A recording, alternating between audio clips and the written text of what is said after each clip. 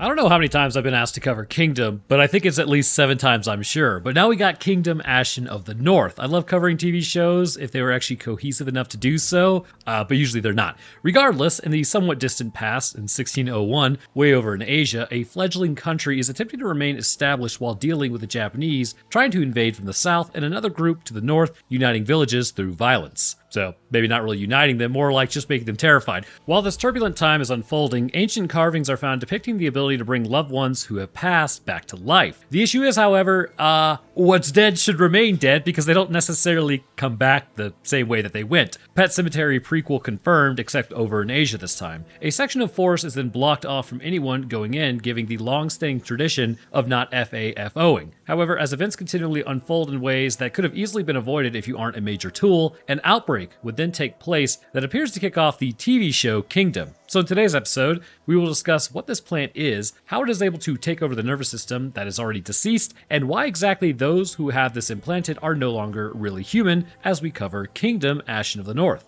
We kick off today's story with a body having a ton of smoke coming out of it. As we see some symbols as clearly a burial ceremony of sorts. Using acupuncture, we then see him wake back up, which cannot be a good thing. More so because his eyes are completely milk white. The picture of health. It's never really a good thing. The Japanese invasion of Joseon left it in ruins, as we are informed that, but they were able to get a foothold in staving it off. Now, another storm is looming within the northern lands, probably not zombies though, what a weird thing to suggest. You just have bands of different groups forming as new war then looms. Over 10,000 Jurchens, I believe they're called. Others want to keep them in check. Basically just your standard, is it cool if I put 10,000 of my people here? No? Well, I'm going to anyways. Okay, thanks. Jumping over to an Alpha Chad with a torch. I assume she's a Chad, hasn't been confirmed yet. And as future Roanoke, I did watch this. Chad, technically speaking. She then walks through the marshy terrain before coming to some literal hole in the wall, finding carvings in the stone. Someone clearly has been there, trying to warn everybody, don't use this plant. Heading out to another area of the forest, a deer walks nonchalantly. Of course, I know how these things goes. It's going to get very chalant very quickly. As it hears a twig snap, it is enticed by some flowers. Of course, there is something on the underside of that leaf, as then it eats it. Walking off, it begins retching, falling in some water, it immediately crashes out, and that ends that deer's storied career. For now, anyhow. As it lays there, it awakens once more, and its eyes are full white. As it wanders through the forest, it looks a little unsteady. Listening for something in the bushes, something is stalking it as the deer then runs, quite literally at a tiger, but gets absolutely shreked before it can get a bite on said tiger. Of course, the tiger is now eating infected meat, which is,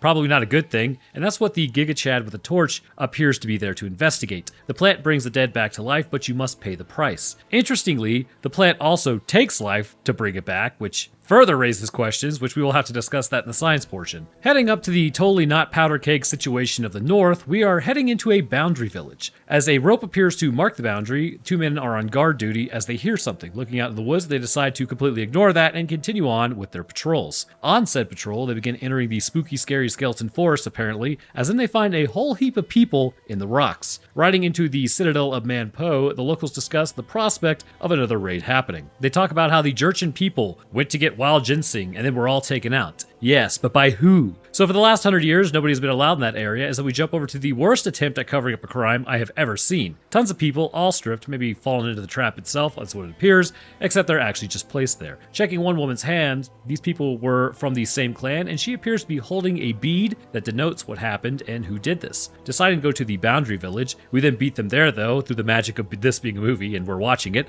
as one guy is then straight up cleaning a pig in front of us. You ever wonder where your bacon comes from? This is it. Stalking one guy up, the major chode of a woman then spits on him, who just cut the meat for them, as he tried to prevent him from falling, and apparently that was bad because he touched them. Like, alright. Well, she did call him lowborn earlier, so I guess that superiority all tracks. Grabbing the meat that fell, he then presents it to the rest of his people as they go to eat some meat. So he's the Chad. Also, some girl named Ashin comes in now. The Giga Chad who found the stone carvings earlier. Seeing mud on her feet, she's then scorned for going into the forest when she wasn't supposed to because there's zombies in there. But given the pile that's also in that forest, maybe that would be a great place for you to avoid if you enjoy your longevity. So then we get some major exposition. The reason she did all this, her mom is dying of some mystery illness, and the plant can bring her back to life. Of course, she's still alive, but I guess they're just gonna wait. So, but remember, you must pay the price. Her dad then informs her that is all nonsense. She's not coming back. She's still alive. So I guess, anyway, so nobody really remembers what happened before. It just looks like that whole area is sectioned off and nobody wants to go there. Clearly, it was likely some outbreak in the past that was then contained, but also, given the time that has passed since, nobody knows anything about it or really remembers why they can't do it, they just don't. So, hearing a horse neigh, a group then rides in as they found that pile, and everyone bows to them. Always a great time when these guys show up, I guess. The man then asks who the 15 Jurchens who went into the forest actually are, as they have expired as a result. He then informs them, yes, it was a tiger and nothing else that took them out. He tells them to spread the word that all the Jurchens were taken out by that tiger, and to question that is insane. Asking about a government position, Lawman over here says he must wait, but he knows where his loyalty is. We're also going to find out how absolutely useless Lawman is, and actually, well, I don't want to give that away. Anyways, heading over to the military camp, the group then rides in as the bodies were recovered from the forest. So they brought them back to a highly populated area. So with Operation Cannot Possibly Go Wrong a success, they verified that all their limbs were torn apart by animals post-mortem, but that they were taken out by humans. He begins talking about the danger of 10,000 Jurchens coming together. Hopefully someone at some point explains what exactly that is, besides the obvious people of a different country trying to invade this country, which it's now officially raid time. Subduing a village, it's all hang them high or cut their heads off, and saying like, oh, if you extend your hand for help, I'll help you, but if you extend a knife, I'll stab you.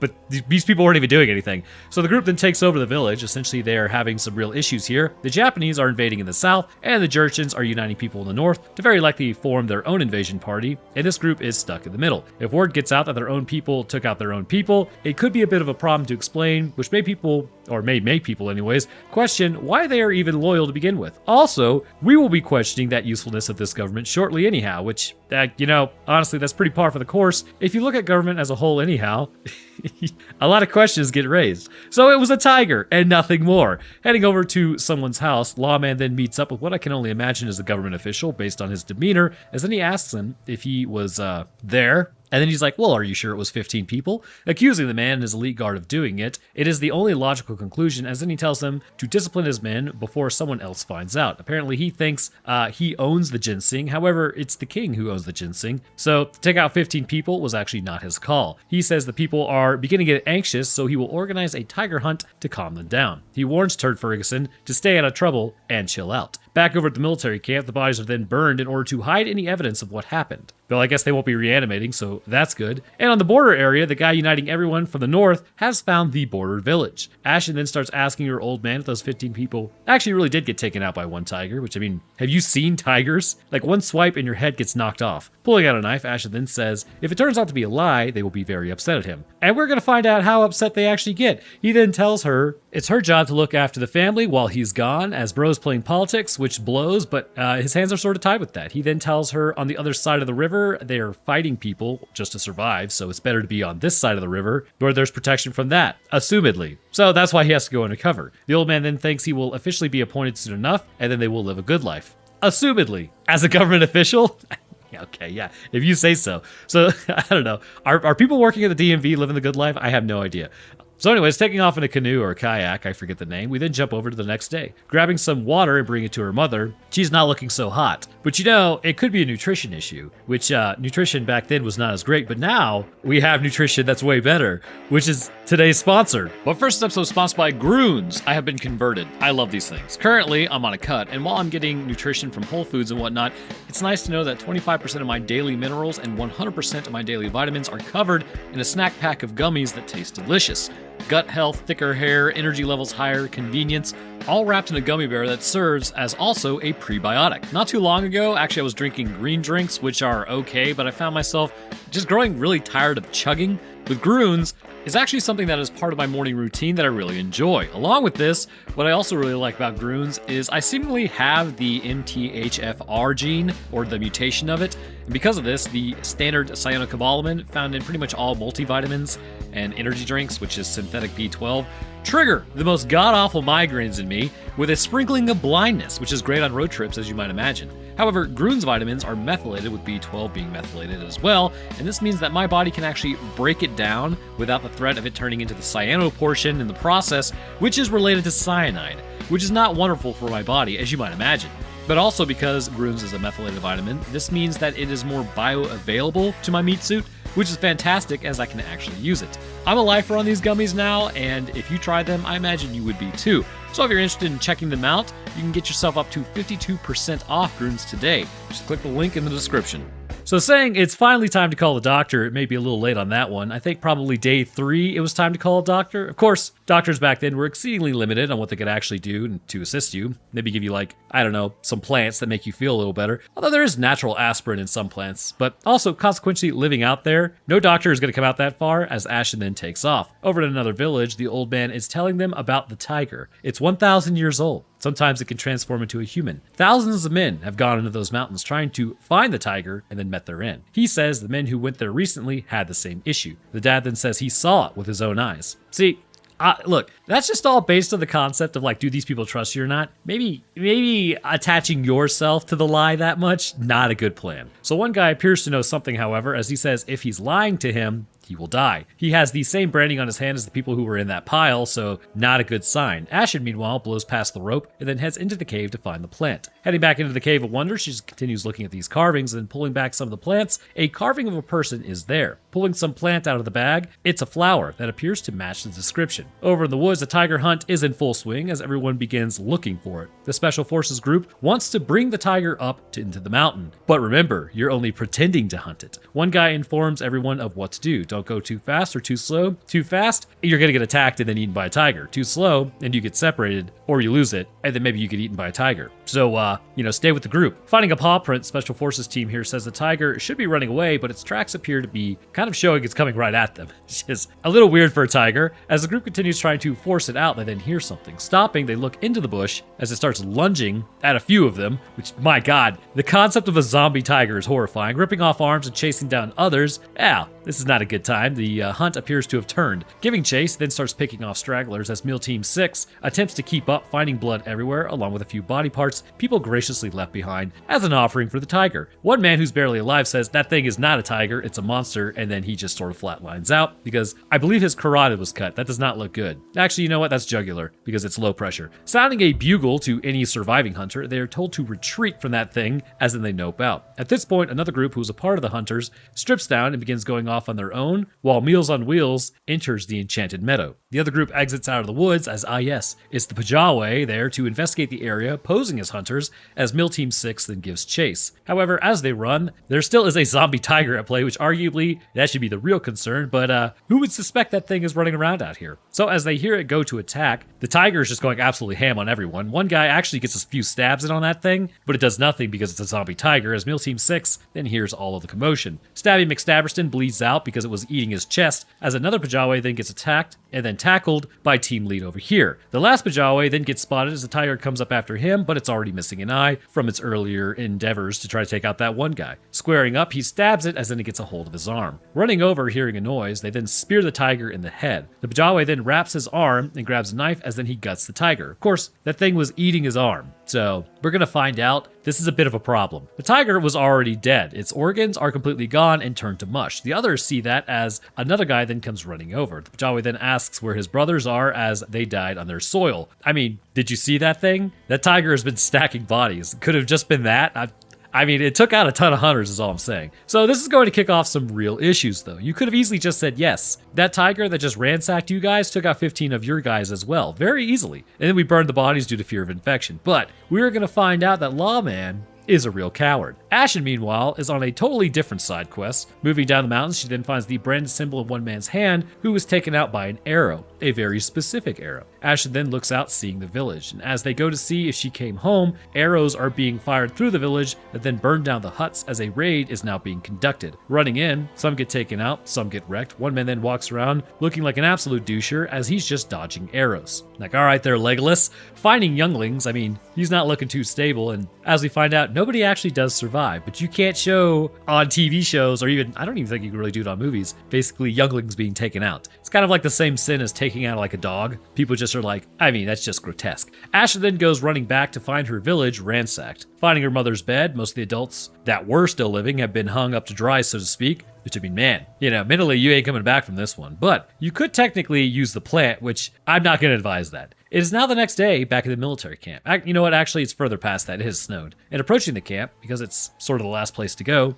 Ashen is alone. Lawman then meets with her, asking if she was the only one who survived. They then ask her about her father, as he was one of the ones on the pillar, or so it was assumed. But as we find out, maybe not. So the Vajawe then executed a spy from Joseon, which means that's actually what happened to her old man, and she doesn't exactly understand why it happened, but we'll figure that out soon enough. Ashen then says that doesn't matter, as she asks him to avenge her father. He is about as useful as a screen door in a submarine, though, as we will come to find out, as he says, well, I can't intervene. Which, really? You can't intervene on your people's behalf in your borders, who are very clearly raided by another country? A bit sus, isn't it? Well then, what exactly is your purpose, and what is the purpose of this country that you guys got going on here?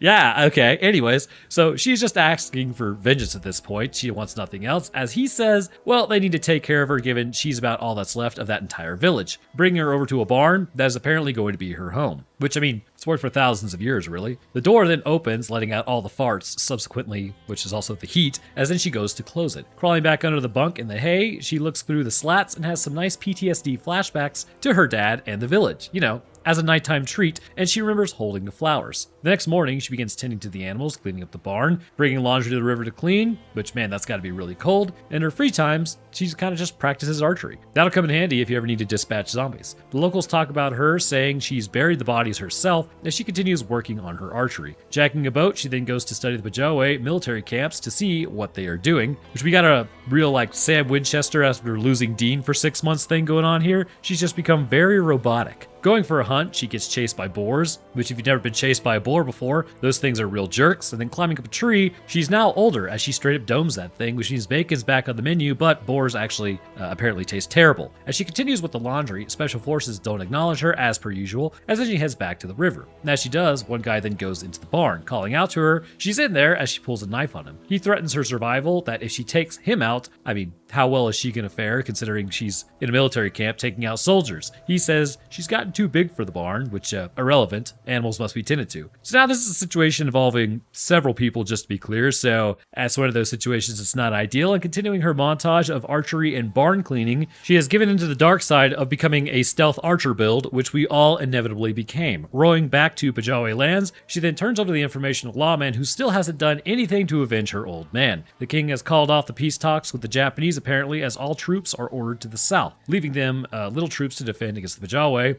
Meanwhile, Burrow from earlier was doing things that he likely shouldn't be doing, as Ashin is informed she needs to cross the river again to figure out what the Bajawe are doing, because I mean, they're doing something over there. Over at the Bajawe camp, they appear to just sort of be vibing, going on raids, whatever it is that they do. Ashen then makes a run on the camp to get more information. There's a guard patrol, but not many are left there, so it's easy to just sneak from building to building, as then she spots one guy pulling people from under floorboards. I have no idea what it is, to be honest. When I wrote this, I didn't know what to call this or what he's even under. Even now, I still have no clue what to call it. But anyways, they pull him out of his cubby hole, I guess, is the best way to call it, mainly because of what they have done to this dude. Seeing this, well, he looks oddly familiar, so leaving her hiding spot after the other guy leaves, she realizes it is her old man. They cut off his arms and legs so that he couldn't do anything, and then they kept him alive, which, I mean, I guess. Talking to him, he's not very responsive, as he appears to be maybe blind? I don't think he's actually blind. Telling him it's her, he continues to not respond at first, as then he looks at her, he asks her to take him out, which, I mean, he's got no arms and no legs. This isn't a life after all of these years anyways,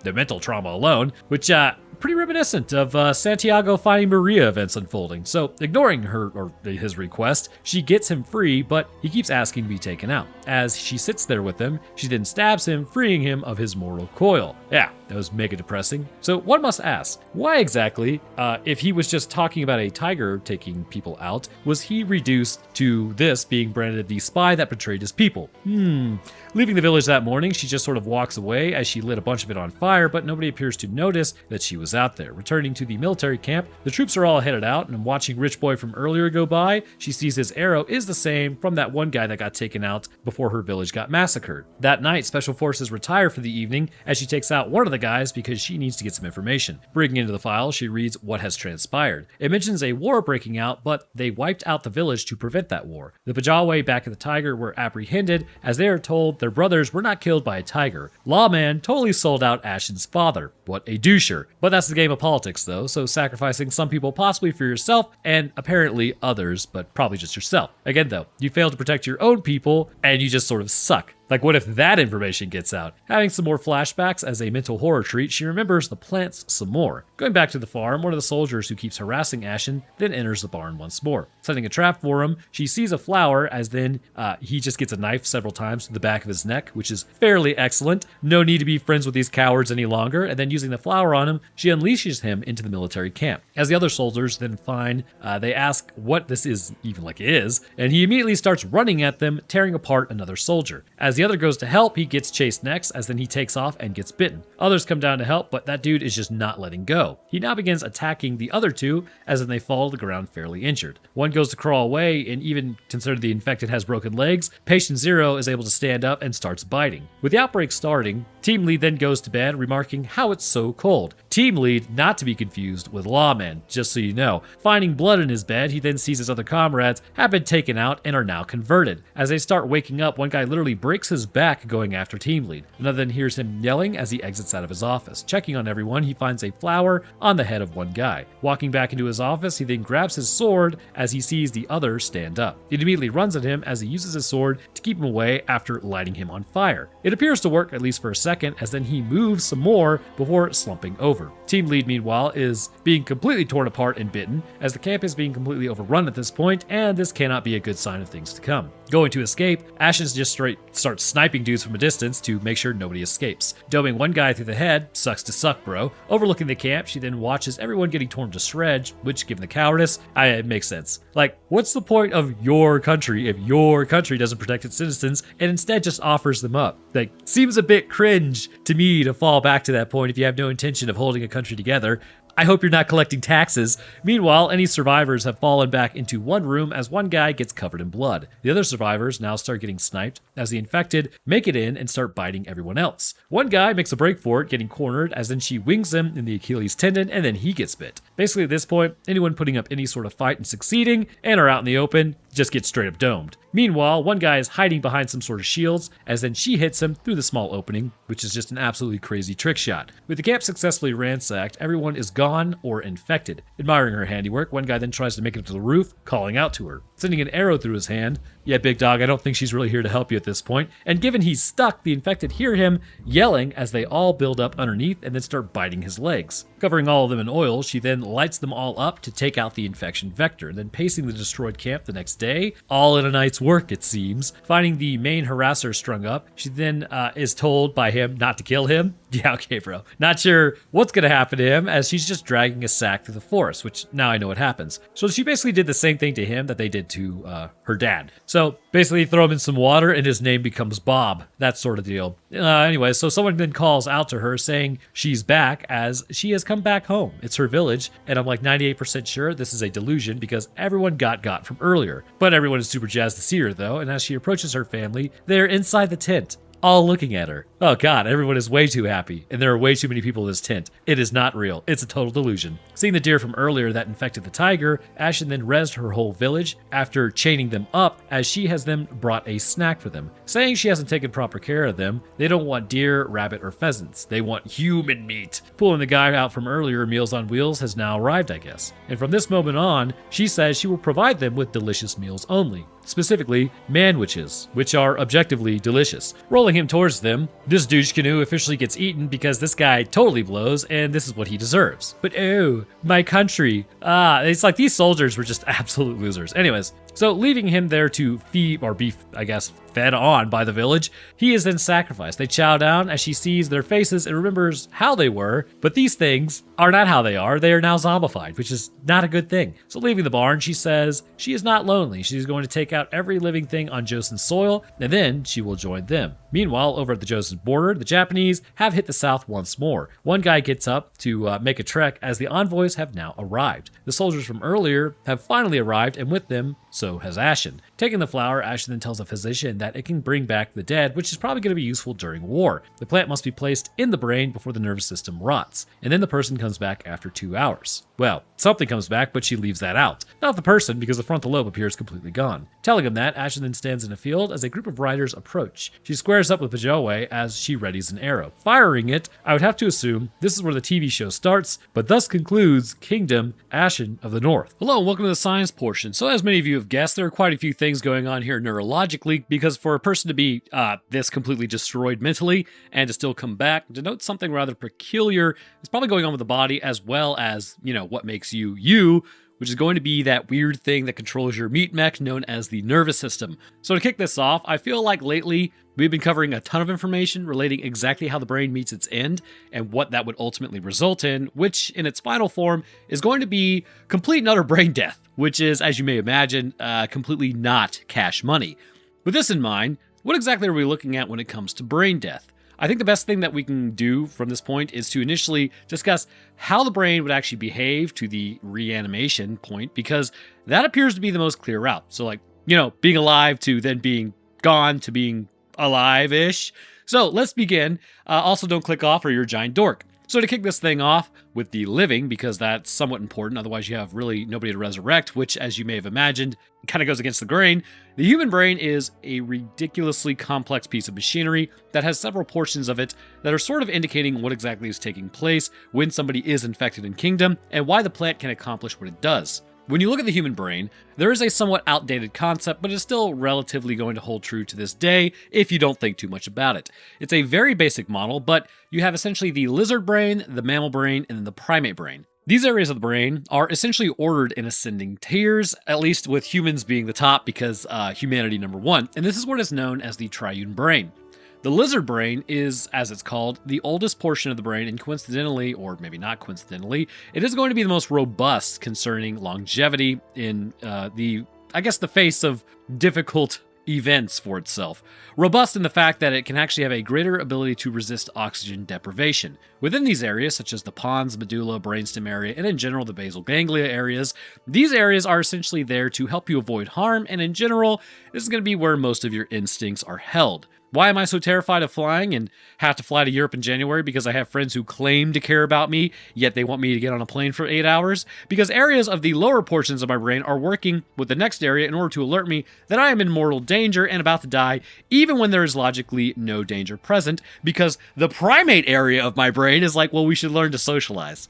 Joy abound. Along with this idea, aggression, mating patterns, autonomic functions, such as not manually breathing, which you might be doing now, all reside within this area specifically. And maybe because it is so old, the neurons are tasked with being more resistant to the ebbs and flows of potential oxygen levels varying in the past. And also, think about it. According to the theory of evolution, we crawled out of the ocean and then we became lizards. So, going from being a fish breathing, or at least, diffusing oxygen across your gills because of the water, to then trying to breathe the air, which is much more difficult. Maybe the oxygen wasn't as high, or you had to be more resistant, and then that would be the earliest portions of the brain established during that point in time. But because of this, areas such as the brainstem, which I mentioned a few videos ago, will actually produce what is known as agonal breathing, or the death rattle as it's called, in order to attempt, when you're completely injured and your brain is knocked out of the game and it's no longer trying to get you to breathe, the brainstem will actually step in and attempt to saturate the bloodstream with oxygen so that it can re-oxygenate the brain. However, it is not efficient enough, so even if the brainstem attempts to do this maneuver in order to save your life, it's not effective enough to save the brain. And it's interesting because, when fish, you pull them out of water and they do that thing, that's them obviously trying to get water across their gills. But it's interesting with humans because we kind of do the same thing, and it's very, very, very basic. So the next area of the mammalian brain, or at least brains in general, is the mammalian area, which is considered higher up the ladder and more complex and will house more emotion, memory, and motivations, and with that, fear. Fear originating from the amygdala, which again, see my flying conversation. And this is the middle of the brain, which houses the limbic system and corpus callosum, which the corpus callosum specifically is actually where the two hemispheres of the brain will actually communicate. So if you cut that, you will have two hemispheres of the brain not communicating anymore, and they will actually make up lies as to what they saw when they never even saw it. So the left eye will see something but can't articulate it because it's actually going to the right brain to be interpreted, whereas the right eye won't see anything and it'll be interpreted by the left hemisphere. This will give the person the feeling that they actually saw something because they did see something, part of the brain did. However, the hemisphere that is responsible for speech will not know what they saw because it did not get processed there. And because of that, it will make up things as to what it saw. So what's interesting about that is actually if they go to draw it, they can draw what they saw. They just can't speak about what they saw. It's absolutely insane. It's crazy, dude. Anyhow, you could think of the brain concept as far as like how it works as sort of a flower blossoming. The process of creation is built on itself, starting with the lower brain being like the roots, the mammalian brain being the stem, and then finally the neocortex or primate brain being the flower itself.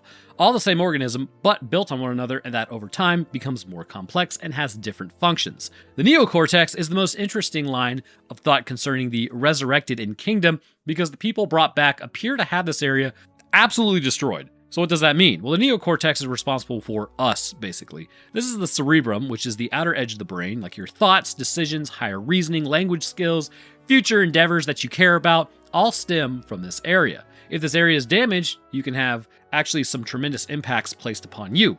I always like to tell the story given I witnessed it a while back, but when I played football, we actually had 3-a-days, which totally blew. God, I hated that. We were down in a valley, and it was really hot at like 95 degrees with about 80 to 90% humidity in the Georgia heat in July. Anyways, during one of the practices, one of the varsity guys got hit really, really hard during play. A few minutes later, as we all got back in line to run the next play, this dude had a total freak out, yelled at the coach, threw his helmet off. Pretty interesting to watch. Turns out he had a concussion in his frontal lobe after that hit, which regulates emotional control. Because the neurons were miscommunicating with the rest of the brain, other areas then took over, likely in how he was feeling, being injured, being hot, given it was, again, 95 degrees outside, and this all caused aggression to increase. Another example is actually my girlfriend. She was in airborne and air assault, I think it was. Basically, when she jumped, wind grabbed the chute, changed the landing, and then she slammed her head into the ground. I know I laugh at her, but it's like... it sounds like it sucks. Anyways, but when she slammed her head on the ground, it was around her neck. It concussed her brainstem immediately, and within a few days, she actually went to the gym, which she was not supposed to do, which her heart rate, just doing a light workout, apparently was at 196, which is borderline tachycardic, and fully tachy depending on your age, which means your heart is just beating way too fast. So areas of the brain affected by even mild damage, which the jury is out as to if she's okay or not, and if that was mild, I claim it isn't, can actually cause massive impacts on how the brain operates depending on where it gets hit. Now, how does that relate to Kingdom exactly? Well, given this quick neurological breakdown, we can now discuss what the plant does because as far as labeling the actual plant, while it seems enticing to label it as like just a sort of fungus, something else has to be going on with its abilities because it goes well beyond chemical manipulation of just the brain. However, I believe there's chemical manipulation of the body, but this is a different reason or a different thing than you might think. But I think I have an idea on how this may be achievable given what we see with other plants and not just fungi, and it relies on communication within them. When a person drops, it's important to remember that the brain is a complete hog when it comes to oxygen and nutrients. Even with it being a small fraction of the body's weight, being only about 2%, it takes up actually 20% of the oxygen and nutrients just to run this thing. It was actually quite a gamble that humans would even reach such heights because given the brain is extremely expensive, even in just a normal environment, it almost makes no sense for any species to invest in it as much as Homo sapiens did. Thank God we did, but that's a topic for another day. Within about 10 seconds, the brain will completely use up its oxygen reserves in a completely oxygenless environment. Or, anaerobic environment. Oh, that's actually related to metabolism. Oxygen-deprived environment. After this 10 seconds, you are on the clock concerning your ability to come back without any lasting issues. As the time ticks by, the situation rapidly becomes more dire. Neurons, specifically in the cerebrum, are incredibly fragile, and given their higher functions, every neuron lost is another problem that will need to be sorted out with new connections made. In fact, it is so easy to kill these neurons that if you play soccer and you headbutt the ball, you're killing neurons every single time. And I'm not going to sit here and be like, how dare you? I drink tequila, and I hit my head a lot. It just happens. So, you know what? None of our brains make it out fully intact anyways. So while spontaneous recovery at a minute of oxygen deprivation is highly likely, it already shows given the brain will lose the ability to synthesize ATP, and with the overall electrical activity, it will begin to wane. There are major issues on the horizon, and this is already signaling that. So as more time goes by, reaching the 3 to 4 minute mark, unless you are actively intervening, causing some perfusion in the brain, like with CPR, which is super effective, which the new way actually is to just continue chest compressions do not stop to give them air, because as you press on the chest, it'll actually bring oxygen in and out, so that's kind of good. But you're going to be basically reaching a vegetable status if you don't bring the person back very soon. The brain will have the damage continue to build up to levels that are completely irreversible and devastating. And this is due to the cells no longer able to hold a gradient that they usually do now. Calcium will begin to flood certain neurons that will then cause extreme depolarization events, which results in excitotoxicity. Once you get to 4 to 6 minutes, this is when clinical death is usually bestowed upon the person. If, and that's a big if, you get this person restarted, so to speak, it may be possible to prevent the damage from becoming permanent if you lower their body temperature and give them access to just pure oxygen. And this is still a crapshoot because it's entirely possible it may not even work. This is why I've always kind of like interested in the idea of like, can you hypersaturate a fluid, say like saline fluid, which I'm not too familiar if they can do this or not, and obviously it maybe just cause issues, to kind of help the body immediately get oxygen. I'm not sure if this process works. There was something I saw a while back about breathing liquid oxygen, but I'm not 100% sure if that works or not. But once 10 minutes has passed, the damage is permanent even if you can get them resuscitated. At this point, the brain has decompensated to the point that there is no bringing this person back. The main reason you can even keep a heartbeat is because the brainstem and lower areas of the brain may still be operational, and depending on the timeline, this can have a whole slew of consequences, such as you're basically just an organ donor at that point. So then, what is happening? What I find interesting about the plant is it's not necessarily just a plant. I believe what we are seeing is a symbiotic relationship between two organisms that then involves a third organism, maybe not being so symbiotic to that. That being animals, which is actually an already well-known event. Fungi and plants have been working together for quite some time. The fungi in the roots of plants will actually feed, the roots will feed the fungus sugar created from photosynthesis, and in return, the fungus will actually spread out via mycelium, reaching areas that the roots cannot because it may be intricate or there may be rocks in the way. And in doing so, they will carry minerals and nutrients back to the plant. Things like phosphorus, nitrogen, water, and several other minerals. And this will keep the plant alive as the exchange continues, and then everyone benefits. Yay! We actually see evidence of this interaction in Kingdom, though. Not so yay. When the deer at the beginning eats the plant, if it were to just maybe eat the flower, it might be okay. However, if it eats the entire leaf, we can actually see some sort of material is on the underside of that leaf. Shortly after eating it, the deer convulses and expires. Well, the question is why? Well, given what we know about the brainstem and it controlling the autonomic functions such as heart rate, breathing rate, blood pressure, and actually, interestingly enough, your tongue. That's right, your tongue is controlled by the brainstem, which is why it almost constantly is moving in your mouth and really, really hard to control if you're just trying to leave it alone. There is voluntary control, which is how we speak, but there is also involuntary control. Anyhow, what I think we are seeing with the plant is upon it being eaten, there is some sort of toxicity that immediately overwhelms a living animal. This could be the fungus actually on the plant that creates this toxicity that affects neuronal firing. And this would lead the brainstem to effectively stop the heart and then cause the body to convulse because it appears to be some sort of seizure. One such toxin that humanity knows of is muscarine. And this is actually going to overstimulate muscarinic acetylcholine receptors, which then causes the body to enter an overwhelming parasympathetic response. With this, the heart rate will slow to levels that could cause it to outright stop beating. It would appear that there is some sort of toxin present in the fungus itself that induces this that is very likely going to be similar to what I just discussed, which at this point, the brain continues through its levels of degradation because the heart has stopped pumping.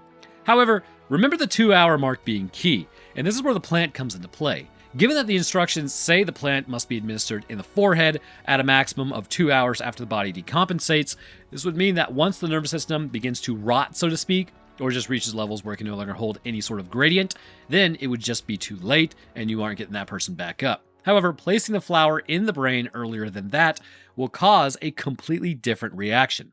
We know that the brain is donezo concerning the cerebrum. However, it appears that we are dealing with a fast-growing plant, and I think you can kind of think of this like vines that reach out and look for surfaces to grab onto. In fact, if you've ever seen a sped-up video of that, it really is kind of creepy. But these plants would be similar to that, except more fast-acting. Its roots would spread out, and what appears to be looking for potential electrical activity. But Roanoke, why would it be looking for potential electrical activity? Well, many plant roots actually contain electrical activity to communicate within themselves. Poplar trees, for instance, have been found to generate long-distance electrical signals after they have been stressed out. These long-distance warnings are interesting as they appear to be a warning to other portions of the body, but may actually warn other poplar trees nearby. Now, what exactly is that supposed to do in the moment?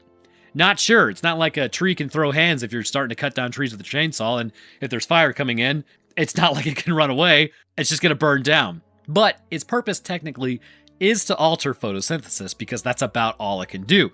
Now, in like the plant in Kingdom, which I almost said Plant Kingdom, here we have someone coming along and being a regular person and just picking them intentionally, or maybe an animal eating them. As this takes place, the plant is effectively stressed. Because of this, it immediately begins sending out electrical signals in order to deal with the stress when it is surrounded in this new environment. The fungus may take out the host because it's poisonous, but the plant may be reacting to the neurons of the body, still operating somewhat even after the host is expired. In doing so, this causes the roots to begin reaching out to these neurons, which then they latch on or start interacting with in some capacity. Now the question is, how much control does a plant actually have over these neurons? It seems to me, much like how the plant will offer sugars to, like in starches, to a fungus, it may actually be doing this to the neurons as well, possibly misidentifying it as self given the electrical activity. As this process continues, what you effectively have is a species feeding the neurons of another species because it might think it's either itself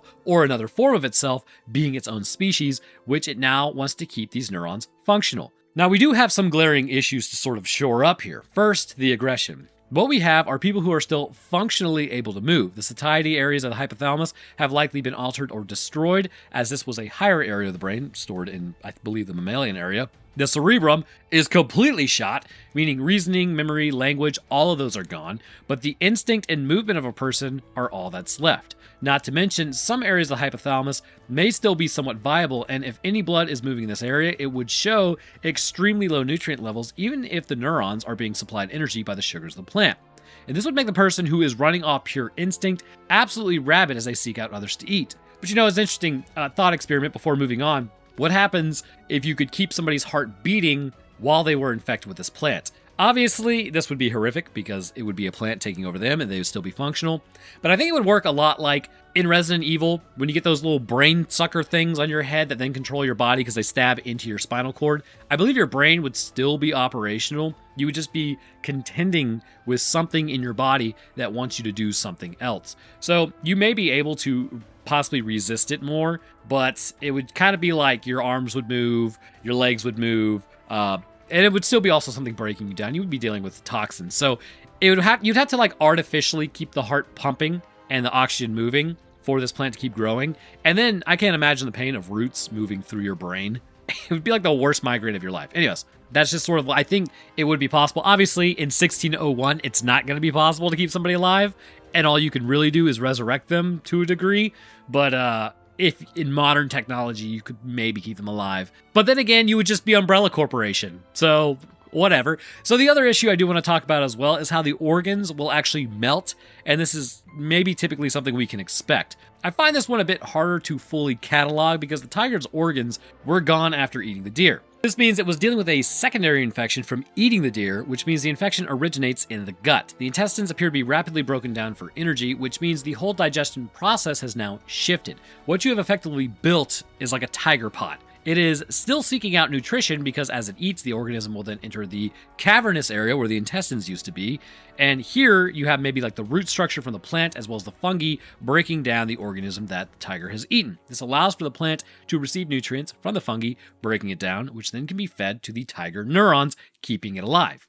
So with humans, given the infection starts in the head, they will still be exposed to the fungi as well, except it's in the brain. And one of the things to remember is basically the reason we breathe oxygen is so that our body can create glucose so that our bodies can actually continue to produce ATP for energy.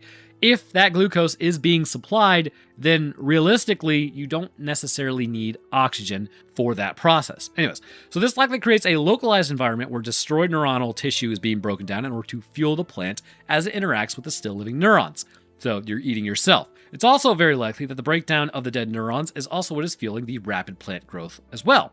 So as the person continues to be broken down, I would suspect then that what happened to the tiger is likely going to happen to them as well. They will in turn become cavernous, voracious instinct-driven animals controlled by a plant, and the survival patterns of the plant now get intertwined with the survival instincts of the person. And this is how I believe they're even able to stay alive in the first place. But Roanoke, what proof of this, I hear you saying? Well, again, the liquid organs of the tiger is because the tiger has been out there for quite a while. With Ashen's village, she mentions how this kind of issue of bringing them animals, they didn't seem to want it. So this means they didn't eat assumedly any of that, or they didn't really like it. And with this being the case, then, their organs are likely being broken down for nutrition in the meantime in order to keep them alive until more nutrition that they actually want can be brought in. I believe this plant completely hijacks the nervous system, or at least what's left of it, in a way to keep the human planter now alive for its own survival. And this process can actually be seen when one guy literally snaps his own back,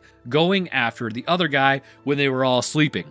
In doing so, this was a legitimate paralysis event. You cannot twist your back like that and be like, I'm good.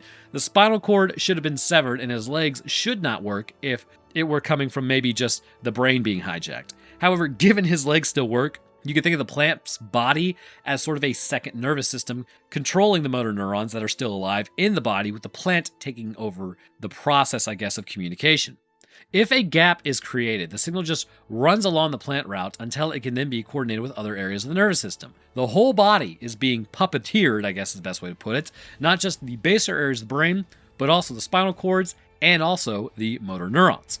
Ultimately, this looks like, to me, the plant has a stress response induced in it. In doing so, the fungus that is toxic to any animal will either take the animal out that ate it or break it down for nutrients, which is as it's designed to do. Or maybe the plant will actually use those nutrients in order to seek out the neurons that are still functional. In doing so, with this, the plant can then interact with the neurons on a level of exchanging sugar to create ATP, which then keeps them alive without having to alter the metabolism, as they maintain an electrical gradient once more, as the plant then acts as a supplementary nervous system, helping to relay information that will then bring the person back, so to speak, but they are at this point brain dead. What we are seeing is the culmination of instincts in a symbiotic relationship interacting to create a ravenous human who immediately becomes aggressive and is constantly starving. But then the last question is, why human flesh? Well, potentially this is an issue of identification versus hunger. You would never look at a person and think, man, I really want to eat that person. Well, hopefully you wouldn't. But with this level of brain damage, an infected may look at another person, given the higher areas of the brain are destroyed, or at least there may be some portions that are trying to communicate, but it's not very effective.